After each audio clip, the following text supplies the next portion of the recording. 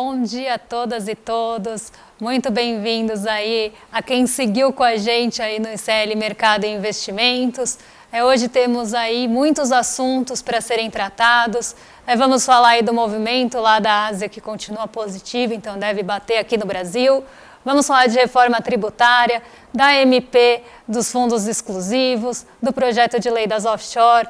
Temos aí bastantes assuntos para serem tratados hoje, e vamos também falar do mercado, de como é que está a nossa abertura, do que está trazendo otimismo ou não. Então, muita coisa aí para ser falada, mas antes, André, bom dia, tudo bem com você? Bom dia, Débora. Bom dia a todos os nossos telespectadores aqui. Um grande dia aí justamente porque a gente tem essa novidade, essa MP das offshores aí, abalando aí, pessoal que ganha Jeep Renegade, fiquem tranquilos, não é com vocês esse negócio. Então, o que a gente tem hoje é uma explicação bem grande que a gente vai dar em relação a tudo isso, além, claro, de falar de efeitos da reforma tributária, falar também de como abrir os mercados na Ásia, nos Estados Unidos, todo mundo aguardando a sexta-feira que vai ser, vamos poder chamar assim de super sexta-feira, né, Débora? Que tem o payroll, que tem aqui o PIB brasileiro. Então, vamos começar os trabalhos, Débora? Vamos falar então agora da abertura dos mercados, como que está a Ásia, como fechou a Ásia, como que está abrindo os Estados Unidos, como que está a Europa, como que está o movimento dos mercados, Débora? Bom, vamos dar um giro aí, para entender esse movimento que chega aqui para a gente, esse movimento que vem positivo da Ásia e que continua positivo desde ontem. Então, ontem a Ásia anunciou, na verdade a China anunciou alguns estímulos aí que vão ser feitos para tentar alavancar a economia chinesa. Um deles foi mais voltado para os mercados, então foi justamente uma diminuição nos impostos que são cobrados ali nos mercados de capitais, e isso fez com que o mercado reagisse bem. Então a gente teve o Xangai Composto, também pegando um otimismo de Nova York, que na verdade, se a gente for ver bem, a Nova York ontem estava com uma agenda bem vazia, não tinham ali indicadores importantes que fossem movimentar muito o mercado nos Estados Unidos. Então foi justamente o otimismo da Ásia que levou Nova York a uma trajetória mais positiva ontem. E essa trajetória continua hoje, pelo menos na Ásia. Então a gente viu o Xangai Composto em alta, o Hang Seng subindo por dois motivos. O Hang Seng estava subindo justamente por essa expectativa de maior movimentação ali, de maior estímulo na Ásia, e também pelo setor de tecnologia, que foi positivo no dia anterior. Hang Seng é uma bolsa que tem tecnologia, um peso bem forte de tecnologia na bolsa, então ele ficou positivo. Na Europa, o mercado até esperava um movimento mais brando, um movimento mais morno, porque lá o índice de confiança ao consumidor da Alemanha ficou abaixo do esperado, caiu mais do que o esperado, então a gente tinha esse movimento aí esperado mais brando na Europa. Mas como a gente teve essa onda positiva vindo da Ásia, o mercado por lá abriu positivo. O FTSE 100, que é conhecido como FTSE, que é a Bolsa de Londres, estava subindo mais de 1% a hora que abriu, porque ontem foi feriado no Reino Unido. Então, eles não pegaram a trajetória positiva de ontem e isso estava influenciando hoje. Mas então, e no geral, um dia bem positivo vindo da Ásia, que deve bater aqui no Brasil, como vocês estão vendo nos gráficos laterais. Por mais que o índice de commodities esteja mais parado, o nosso Ibovespa está em alta e está aí renovando as máximas, como vocês podem ver aí no gráfico do lado, André. Vamos então colocar a notícia no nosso site para mostrar aqui para todo mundo como que tá as aberturas dos mercados, Então aqui a gente começa o nosso site aí mostrando aqui que a gente tem, vamos fazer a leitura aí da notícia. À espera dos dados de mercado de trabalho dos Estados Unidos, bolsas operam no positivo e índices futuros em baixa. Então, o que a gente tem aqui, agora a gente está esperando assim, um dia um pouco mais positivo em relação ao mundo, A Ásia, mesmo com todos os problemas, ainda está dando uma certa crescida. Todo mundo nas expectativas dos dados importantes que vão sair essa semana. Então, esse mais ou menos é o resumo de como foi a abertura desse mercado agora.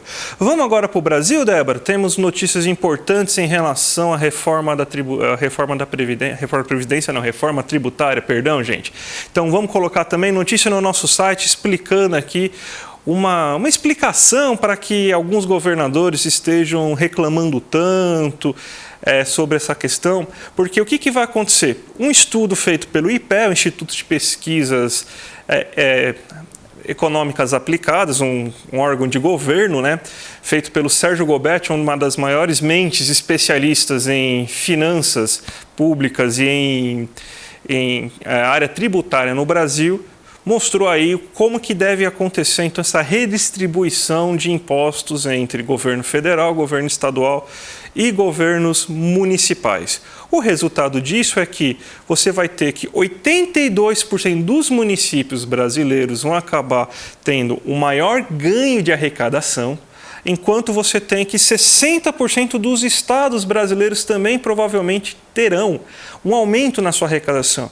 Não, mas como isso? Não é simplesmente uma reforma que vai simplificar os impostos? Sim, é uma reforma que vai simplificar os impostos, mas existe uma sacada muito boa nessa reforma tributária, é que vai impedir e vai eliminar o que a gente chama de guerra fiscal.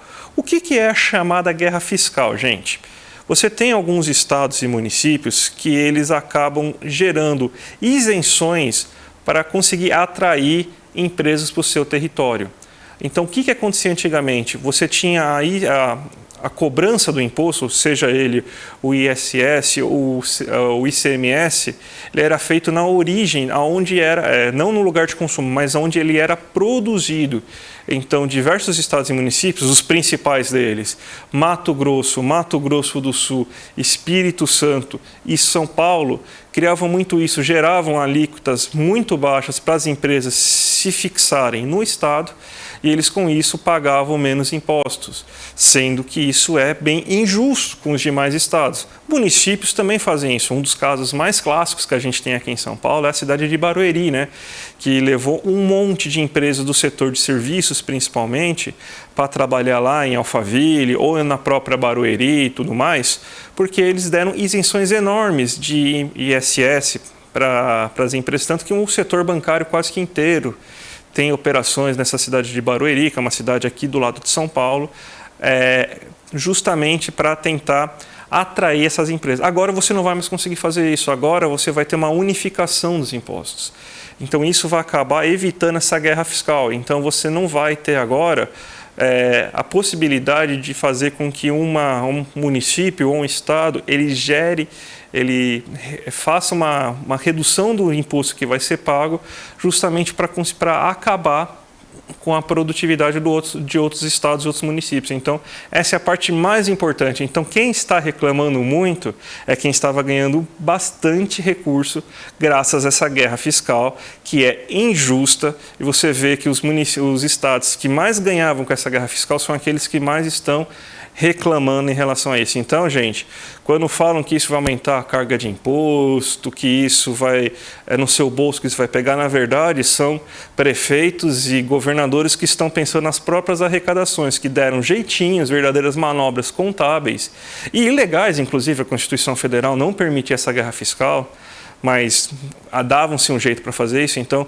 são governadores e prefeitos que usavam esse jeitinho brasileira para conseguir uma maior arrecadação de imposto, e agora não vai poder, Débora. Então, é por isso que a gente está tendo então, essa choradeira toda em relação à tributação, em relação a um monte de fake news, que está sendo fake news oficiais, né, de agentes públicos, inclusive, né? E falando em fake news, desinformação e choradeira, né, um ponto aí que passou também ligado aí aos tributos, né, e aí mais ligado ao mercado financeiro, foi a MP dos fundos exclusivos, né, e o encaminhamento da tributação dos chamados fundos offshore aqui no Brasil, né? Então, antes de qualquer coisa, até antes de eu explicar para vocês como é que fica, né, essa tributação, como é que ficam as mudanças também em relação a esses fundos, eu vou aqui a gente vê a notícia do nosso site, né? Fuga de investimentos com taxação de offshore é conversa para boi dormir, né? Então aqui a gente vai entender por que é conversa para boi dormir e por quem que vai ser afetado, né? Somos nós, meros mortais, André? Não somos, né? Não somos nós. Então a gente já paga esse imposto. Então vamos lá entender o que são os fundos exclusivos primeiro, E aí eu vou mostrar para vocês o que muda. Tá? Então, para entender, fundo exclusivo, o que é? Segundo a CVM, né, que é a Comissão de Valores Mobiliários do Brasil, ou a Ambima, né, que também aí dispõe de autorregulação, fundo exclusivo é um fundo de investimento ou um fundo de investimento em cotas constituído para receber aplicações de um único cotista. Então, pode ser uma família, pode ser uma pessoa, pode ser até uma empresa, mas é um único cotista. Então, é um fundo montado para aquela pessoa. É um fundo exclusivo mesmo. Tá? Para você para você poder montar um fundo exclusivo, você precisa de um investimento mínimo de 10 milhões.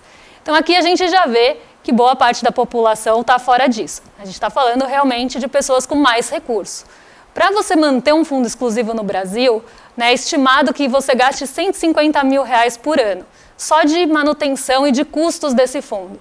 Então, normalmente é um fundo que tem uma gestão profissional, né, que vai ser direcionado para aquele fundo, e esse gestor ele vai ter liberdade para trabalhar. Então, ele pode alocar o seu recurso em diversos produtos financeiros, diversificar essa estratégia, e isso permite que esse fundo seja aí, feito de uma forma personalizada. Então, de acordo com o que aquele investidor exclusivo, né, aquele investidor único quer.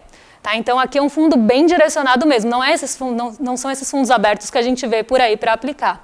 Né? Então, aqui a gente vê, né, que pegando aí o número de fundos exclusivos que a gente tem, sem contar aqueles fundos exclusivos, porque tem alguns fundos de previdência que acessam, então a gente está excluindo aqui esses fundos e está pensando naqueles fundos que realmente são de pessoas físicas, né, de investidores únicos. A gente tem um total de 1.650 fundos exclusivos no Brasil, que tem um único cotista, e esses fundos, 1.650 fundos, têm 250 bilhões de patrimônio. Então, aqui a gente está falando de 1.650 fundos que concentram 250 bilhões de patrimônio. Então, como o André falou lá no começo, não é o dono do Jeep Renegade que a gente está falando aqui, não é o dono do HB20 e nem a gente, aqui nem eu nem o André, que temos aí, podemos ter nossos fundos de investimento. O que muda? Tá? Então, vamos entender o que muda para esses fundos exclusivos. Tá? Hoje, quem tem fundo de investimento e acompanha ali a rentabilidade do fundo, sabe que no mês de maio e no mês de novembro, no último dia útil desses meses, a gente tem a cobrança de uma coisa que se chama Come Cotas. O que é o Come Cotas? Quando você aplica num fundo, se não tivéssemos o Come Cotas, a gente só ia ter a tributação feita no momento do resgate. Então, né, como num instrumento de renda fixa, por exemplo, é no vencimento ou no resgate. Então, se a gente não tivesse esse instrumento de tributação, a gente só pagaria imposto na hora que resgatasse. Só que aqui a gente tem um problema, porque fundo não vence. Né? Então, o fundo não é como um CDB, por exemplo, que chega num momento e ele volta para a conta. Você pode deixar por anos ali o rendimento, o fundo aplicado, que você não pagaria a tributação se não tivesse Come Cotas. O que a gente teve aí, o instrumento do Come Cotas? Né? O que mudou com isso para a gente que já paga Come Cotas? Né? De uma forma semestral, em maio e novembro, o governo antecipa a tributação desses fundos com base nos rendimentos daquele período. Tá? Então, se você não mexer no fundo, quando chegar no fim de maio, você vai ter a tributação do Come Cotas, que tem justamente esse nome popular, porque ele não mexe no rendimento do fundo, isso traria distorção, ele diminui o número das cotas. Então, você tem ali uma tributação obrigatória em maio e novembro, justamente porque não se sabe quando vai ser resgatado aquele fundo, o governo deu um jeito de criar uma arrecadação em cima disso. Nós, como eu falei, meros mortais, já pagamos Come Cotas, mas os fundos exclusivos não tinham isso. Então, vai passar a ter ainda a alíquota de 15% a 20% a ser definida e a cobrança vai ser realizada 2 vezes por ano, como a gente faz aqui no Come Cotas. Quem optar por iniciar a arrecadação esse ano vai ter uma tributação de 10%. Tá? É como se fosse um benefício para quem falar eu quero pagar imposto. A arrecadação prevista para esse tipo, né, de mudança é 24 bilhões e entre 2000 e 2026, 3,21 bilhões nesse ano e 24 bilhões entre 2023 e 2026. Então, uma mudança aí benéfica para a nossa arrecadação, uma vez que todo mundo paga esses impostos, não seria justo os fundos exclusivos não pagarem, né, André? Coitado deles, Débora, eu tô com dó. 1.650 pessoas. Poxa, pessoas que passam tanta necessidade, que não pagam impostos. Quanto que é mesmo? R$ 250? Bilhões. Ah, bilhões! Ah, coitados, meu Deus, não. Eles, infelizmente aqui, né, coitados, 1.650 pessoas afetadas, que vão gerar 3,25 bilhões ao ano, né? E você tem outra categoria também, né, que são os offshores, né, que a gente pensa o seguinte, que eles têm, então, eles, inclusive, são fundos tão expressivos que eles têm capacidade de influenciar a taxa de câmbio brasileira. Olha que perigo, gente. Então, olha que peso que você tem em relação a tudo isso. Então, tem um volume muito grande de dinheiro, só gente muito rica, né? Eu acredito que nenhum aqui de vocês aqui que estejam vendo a nossa transmissão hoje conseguiu aí ter acesso a algum papel offshore, né? Algum fundo offshore aí, porque não é coisa de meros mortais, não é coisa de quem tem o seu Jeep Renegade, nem o seu Honda HR-V, nem o seu T-Cross aí, por exemplo. Então não é só porque você tem uma SUV que você vai ter acesso, é só se você tiver um carro bem mais caro que você vai conseguir ter acesso a esse fundo. E vai mudar também as coisas para esse pessoal, Débora? Vai mudar, né? E até para entender, né? O fundo offshore, o que ele é? Né, são aqueles fundos no exterior, né, às vezes eles são até administrados por trusts familiares, então aí a gente já vê que a gente está falando de outro patamar. Né, são pessoas que contratam essa forma de gestão para gerir patrimônio, para gerir herança, e aí normalmente são trusts familiares que mandam esse dinheiro para fora do Brasil, normalmente em paraísos fiscais, onde a tributação ou é muito pequena ou não existe, para ter esses rendimentos sendo geridos fora do Brasil por lá e não ter esse pagamento de imposto. E aí o que muda? Né? A gente vai ter a tributação, né? Pelo menos esse é o projeto que foi encaminhado, e ela vai ser progressiva. Tá? Então vai ser uma alíquota progressiva de cobrança. Quem tiver rendimentos nessas offshore até 6 mil por ano, R$6.000, fica com uma alíquota de 0. Então, não teria aí uma cobrança. A partir de 6 mil e até 50 mil de rendimento, tá, gente? Rendimento dessas aplicações que estão fora do Brasil. Seria uma alíquota de 15% em cima desses rendimentos. E para quem tiver rendimentos no exterior acima de 50 mil, uma alíquota de 22,5%. Então, aqui a gente vê que é rendimento acima de 50 mil. Então, você imagina o quanto essa pessoa já tem fora. Né? Antecipação aqui funciona como a gente falou no outro caso. Quem falar, quero começar já, né, vai ter um benefício de ficar com uma alíquota única aí, até dia 31 de dezembro. Quem declarar que tem esse dinheiro fora, vai ter uma alíquota única de 10%. Então, é justamente para incentivar que essas pessoas, né, elas tenham ali, tenham aí a declaração dos bens fora do Brasil. E a previsão de arrecadação aí é 7 bilhões para 2024, 6,75 bilhões para 2025 e 7 bilhões de reais em 2026. Então, a gente vê também uma arrecadação expressiva nesses casos aí dos recursos que estão fora do Brasil sem pagar imposto, né, gente? Então, antes de tudo, eu queria prestar meus sentimentos aí a essas quase 2.000 famílias que agora serão obrigadas a esse fardo de ter que pagar imposto, né? Eu não consigo imaginar como pessoas conseguem viver assim, né? Tendo agora que arcar com tantos custos, né? Mas vamos falar agora sério, vamos imaginar qual que vai ser o efeito disso aí na macroeconomia, na economia brasileira como um todo. Primeira coisa que a gente tem. A gente se enrolou numa regra fiscal, que a gente já fez aqui certos comentários bastante assim críticos em relação a tudo isso. Então a gente tem que arrumar agora fontes de arrecadação para você cumprir as metas estipuladas pelo governo. Então a gente tem que jogar dentro das cartas do jogo. Então iria ter alguma necessidade de você fazer ou um aumento de arrecadação ou corte de gastos. Isso daí ia pesar ou para a classe trabalhadora. Se fosse corte de gastos, provavelmente seria corte de gastos para prejudicar a classe trabalhadora cada vez mais, mas um aumento de gastos poderia ser feito tentando pegar aquilo que lhe convém dos capitalistas, dos empresários, dos bilionários, dessa pequena parcela de famílias aí brasileiras que tem. Então, felizmente, optou-se pela segunda opção, né, de você tributar quem não era tributado e quem precisava ser tributado. Então, a primeira coisa que a gente tem é que você vai ajudar, a própria Débora falou, 3,25 nos fundos exclusivos, né, de bilhões por ano, e 7,1 milhões, né, bilhões desses offshores. E se eu não me engano, você falou em dólares ou reais, Débora? Na verdade, aí está em reais, mas é estimado que tenha fora do Brasil R$ 1 trilhão, que seria equivalente aí a alguns 200 bilhões de dólares. Ah, então dá para aumentar ainda, né? Então dá para aumentar. Então, gente, primeira coisa é que esse dinheiro vai ajudar a melhorar a situação, né? Não falam tanto de risco fiscal, que a gente precisa melhorar a situação. Então, vamos melhorar. Vamos agora fazer com que os bilionários paguem suas parcelas. Então, a situação vai ser a seguinte: esse dinheiro vai ajudar a reduzir o déficit público, né? vai reduzir o déficit fiscal, que a gente tem que entregar agora no final desse ano em 0,5 negativo em relação ao PIB.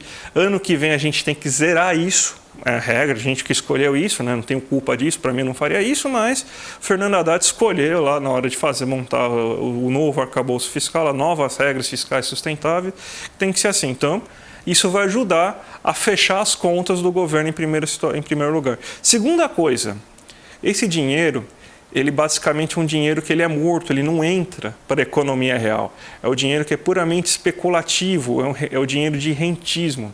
Esse dinheiro que poderia estar em circulação na economia, ele fica lá parado, rendendo, sem gerar um emprego e sem produzir um parafuso. Então agora você vai colocar o dinheiro na mão do governo. O governo ele pode fazer outras coisas com esse dinheiro, inclusive colocar em circulação na economia para gerar emprego, para gerar renda, para aumentar benefícios sociais.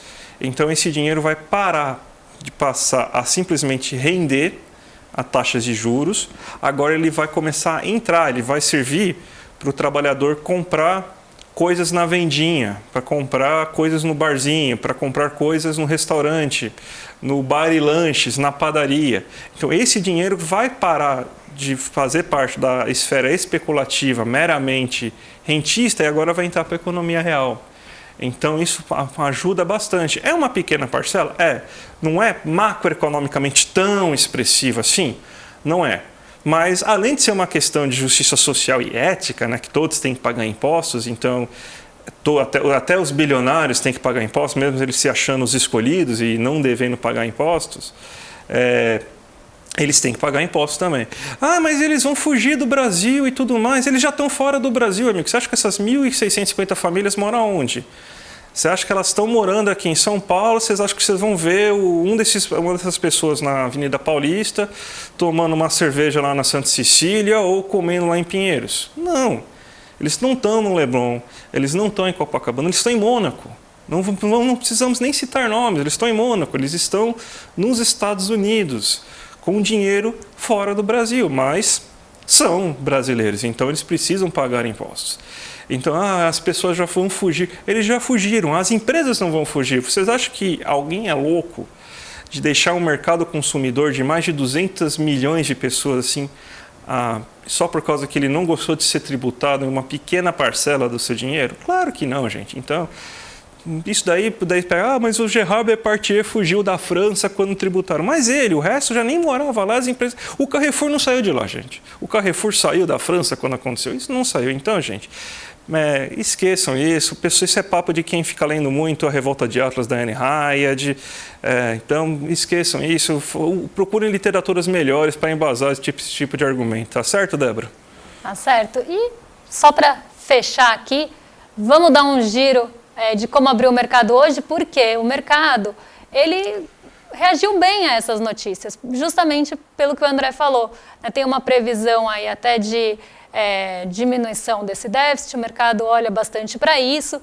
Então, quando a gente vê aqui, a gente vê que o Ibovespa está bastante acima, né, das variações ali dos outros índices. Então, o Ibovespa subindo quase 1%, a Nasdaq abriu aí em alta de 0,66%, S&P de 0,80%, dólar está caindo 0,24%, né, índices asiáticos a gente já passou. Então a gente vê que o mercado respondeu bem a isso, não só a isso, mas também tem o otimismo vindo da Ásia que a gente já falou, mas esse tipo de notícia local acaba impactando, né, já vinha aí com um bom humor em relação a essa agenda econômica que está sendo votada, e cada vez que isso avança, isso impacta aqui o nosso índice e que reage bem a esse tipo de notícia. Então, a gente tem os fatores combinados aí, né? Então a Ásia positiva e essa agenda econômica avançando, então isso reflete aí nos nossos índices locais e também no nosso Ibovespa, André. Então, Débora, e para a gente conseguir fechar agora o dia, uma notícia aí bem interessante sobre fundos, né? Sobre a confiança da indústria, perdão, gente. A confiança da indústria, ela caiu pelo segundo mês consecutivo, né? Justamente porque a gente tem que pensar que a gente está ainda com um processo de industrialização forte, a gente está com a economia urbana ainda um pouco complicada, a gente conseguiu uma melhora do setor de serviços exatamente nesse momento, mas o consumo, as compras estão muito baixas. Então, existem 2 passos na indústria. O primeiro passo é a produção, decidir produzir ou não. O segundo passo é o investimento, decidir ampliar a capacidade produtiva de produção. Produtiva de produção ficou feio, mas tudo bem. Decidir ampliar a capacidade produtiva para você conseguir aumentar a quantidade de bens feitos dentro da indústria. Então, o que a indústria está falando? Eu ainda tenho muito estoque, a economia está melhorando, mas eu ainda preciso me livrar dessa quantidade grande de estoques que a gente tem. E então eu ainda não estou vendo ainda um espaço para isso. Então eu só estou recuperando perdas, estou eliminando estoques. Então nem produzir ainda estou conseguindo produzir com volume. Então primeiro eu preciso eliminar os estoques que eu tenho, para depois começar a realizar um processo de produzir novas mercadorias, para depois, se realmente confirmar que essa situação é permanente, eu ampliar a minha capacidade produtiva, ampliar a minha planta fabril. Então, essa é a situação da indústria nesse momento. Então, por isso que mesmo com a economia melhorando, a gente vê um aumento no setor de serviços, a gente até pode pensar que daqui a pouco pode aumentar o comércio por causa que a renda está melhorando, mais pessoas saindo do desemprego, então a tendência é que daqui a pouco você tenha uma melhora da renda média também. Então, mas mesmo assim a indústria ainda está muito atrás. Fruto não só da pandemia, a pandemia agravou, mas a gente já tinha, até durante o governo Temer, você começou a operar em capacidade ociosa de 50%, ou seja, só 50% da fábrica era utilizada para fazer produção. Durante o governo Bolsonaro não mudou muito isso. E a gente não deve estar em níveis muito diferentes nesse momento. Então, essa é a situação da indústria agora. Vamos dar então agora, já que o nosso tempo está acabando, Débora, já falar agora dos pontos finais aqui. Por exemplo, chamar todos os nossos alunos aqui para a nossa super aula de quinta-feira com a Marilene Chauí e o Eduardo Moreira. Para que filosofia? Lembrando, dá o Google. Pergunta para a Marilene Chauí o que ela acha da classe média, que tem Jeep Renegade, que acha que vai ser tributada nesses offshores, nesses fundos exclusivos. Ela tem uma boa opinião em relação a tudo isso, gente. E também chamar também a nossa audiência hoje, lembrando que ainda temos ICL hoje durante todo o dia, né? Então, às 6 horas da tarde, temos o ICL Notícias segunda edição, junto com a Gabi Varela, Chico Sainz, Chico Pinheiro, grande time aí, né? Para falar das notícias, vai repercutir a CPMI que vai aparecer durante o dia, né? Quem sabe apareça novos casos da Polícia Federal, já tem aí um deputado preso agora de manhã. E logo em sequência também temos o Sinapse com a Super Robertinha Garcia e também o César Calerron. Então, gente, fiquem aí ligados aí durante a noite também, depois no ICL. Já emenda agora a CPMI e vamos até a noite. Débora, vamos dar o seu boa noite também? Vamos agradecer aí a todos que ficaram aqui com a gente, que seguiram aqui com a gente desde manhã. Né? Amanhã tem mais ICL Mercado e Investimentos, né? Depois do Desperta, depois do ICL primeira edição. Temos ainda o Em Detalhes e aí a gente entra para dar esse giro de mercado, mas não deixem aí de ficar ligados no restante do dia. Quero agradecer realmente a todos e desejar um bom dia e até amanhã. Até amanhã, gente. Tchau, tchau. Confira a programação desta terça-feira do Instituto Conhecimento Liberta, 11 da manhã. Hatha Yoga com Deni Filete, 5 da tarde. Encontro com economistas. E Caleidoscópio Jurídico com Valber Agra, 6 da tarde. ICL Notícias, segunda edição, 7 da noite. Educação Midiática e Cidadania com Cristina Serra e Elisiara Santana, 7:30 da noite. Sinapse ICL. E aula interativa de inglês B2 com Andréia Cipoli. Para saber mais, acesse icl.com.br.